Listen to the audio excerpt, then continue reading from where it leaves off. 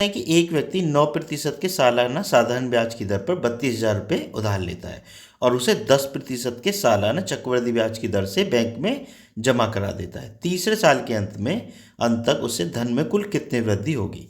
देखो 9% साधारण के पे तो वो उधार ले रहा है 32,000, लेकिन उन 32,000 को क्या कर रहा है, बैंक में जमा कर दे रहा है, वो भी 10 की दर से और चक्रवृद्धि ब्याज पर। ठीक है, तो उसे उतना ही फायदा हो रहा होगा। ठीक है, तो अब हम सबसे पहले निकाल लें कि उसे ब्याज देना कितना पड़ता है और उसे ब्याज मिल कितना रहा है, दोनों का अंतर ही उसे फायदा होगा। ठीक है, तो सबसे पहले हम साधारण ब्याज निकाल लेते हैं। तो साधारण ब्याज बराबर क्या होता है, जो उसे देना पड़ रहा है 32,000 रुपये गुना 9 गुना 3/100। तो ये तो हो गया साधारण ब्याज।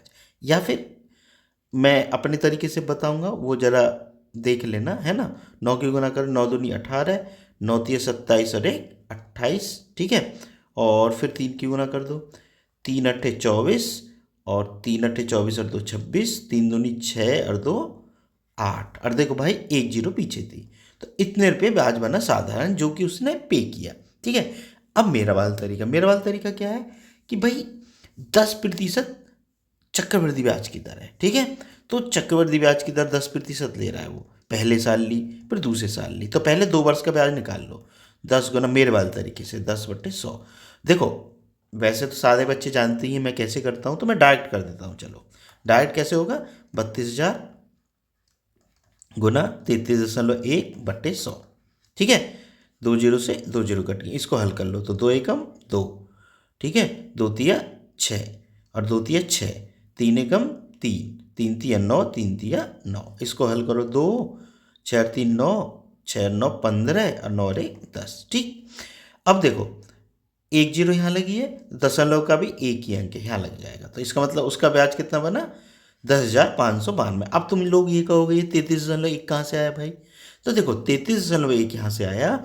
जो बच्चे मेरी वीडियो देखते हैं वो जानते हैं, अगर मूलधन 100 है, हम मान के चलते हैं 100% है मूलधन, तो ब्याज कितना बनेगा, कुल सम्मिलित ब्याज क्या बनेगा 3 सालों का। तो वो ऐसे बनेगा 10% पहले साल का, 10 दूसरे साल का। ठीक है ना, प्रतिशत ना मान के 10 मान लो चलो तुम, तो 10% पहले का, 10 दूसरे का, प्लस 10 गुना 10/100। भाई देखो ये तो साधारण ब्याज है, 10 और 10 20।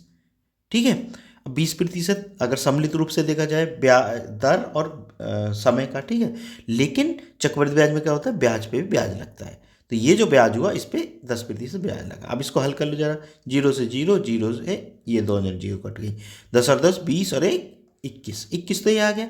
लेकिन भाई 2 वर्ष का नहीं, 3 वर्ष के ब्याज की बात की थी उसने, तो तीसरे वर्ष का ब्याज क्या होगा, 10 और जोड़ दो। ठीक है, और प्लस 21 गुना 10/100। ठीक, अब इसको हल करो जरा, तो ये कितना हो गया, 21 और 10 31, और यहाँ से हल करने पे कितना है, 0 से 0 कट गई, 10 का भाग देंगे 2.1, तो प्लस 2.1 बराबर कितना आ गया 33.1। तो यही मैंने किया था भाई, अब निकाल लो। ठीक है, अब देखो ब्याज निकल गया।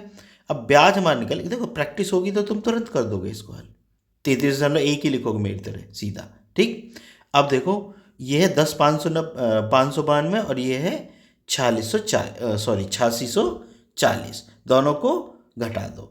इसमें से मैं घटा दूँ 8640, घटा दो भाई, 2 9 में से 4 गए 5, 15 में से 6 गए 9, और यहाँ 9 में से 8 गए 1, यानी 1992 रुपये उसे फ़ायदा हुआ।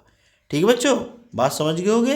अगर वीडियो पसंद आई हो तो चैनल को सब्सक्राइब जरूर कर लेना। मिलते हैं फिर नेक्स्ट वीडियो में।